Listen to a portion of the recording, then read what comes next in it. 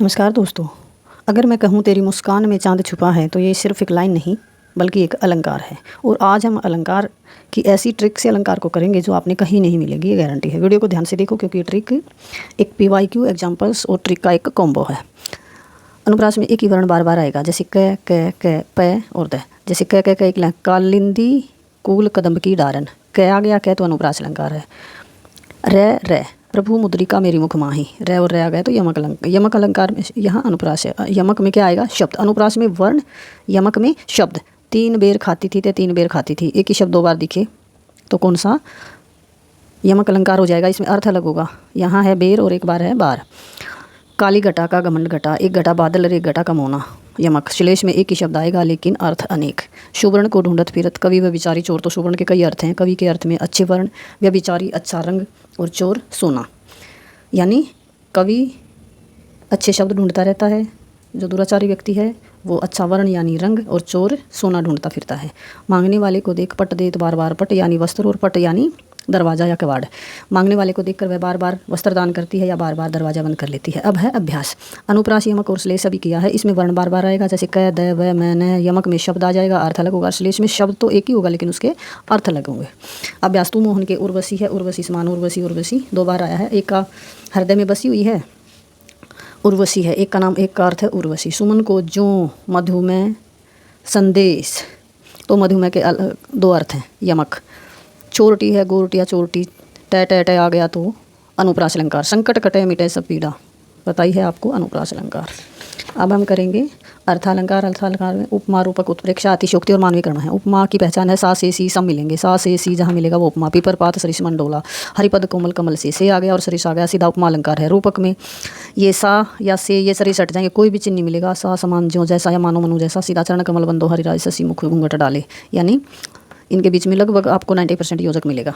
उत्प्रेक्षा अलंकार मानो मनु जानो आएगा, सिर फट गया मानो, मानो आ गया। उत्प्रेक्षा पद्मावती सब सखी बुलाई, मनु आ गया।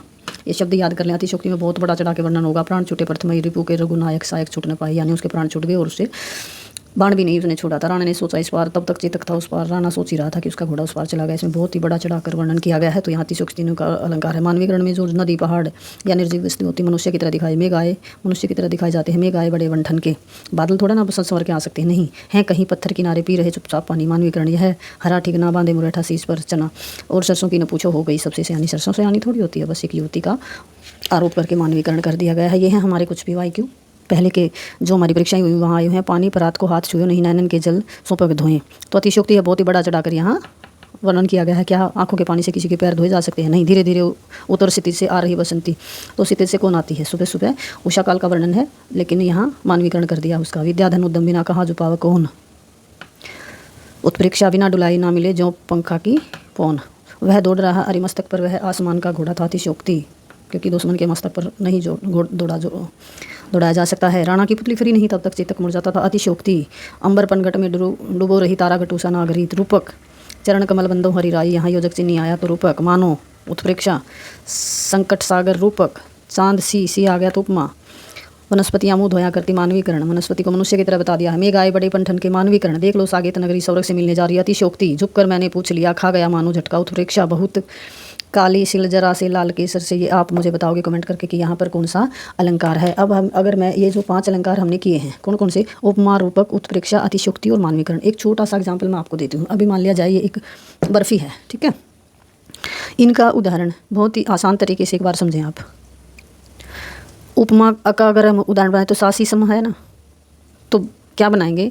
बच्चे की बातें बर्फ़ी जैसी मीठी हैं, ठीक है। बच्चे की बातें बर्फ़ी जैसी मीठी हैं। रूपक बना दो इसका। रूपक कैसे बनाओगे? जैसे हटा दो, बच्चे की बातें बर्फ़ी हैं। उत्प्रेक्षा में मानो मनु जानो लगा दो, बच्चे की बातें मानो बर्फ़ी हैं, ठीक है, मानो लगा दिया। अतिशयोक्ति, बच्चे की बहुत बड़ा चढ़ा के वर्णन कर दो, बच्चे की बातें बर्फ़ी से भी मीठी हैं, या बच्चे की बातों के आगे बर्फ़ी भी कड़वी हैं, ठीक है। बच्चे की बातों के आगे बर्फ़ी भी कड़वी हैं। मानवीकरण में बच्चे की बर्फ़ी जैसी मीठी बातें मुस्कुराकर सबको अपने पास बुला रही हैं। धन्यवाद। कमेंट में बताएं कि वीडियो आपको कैसी लगी।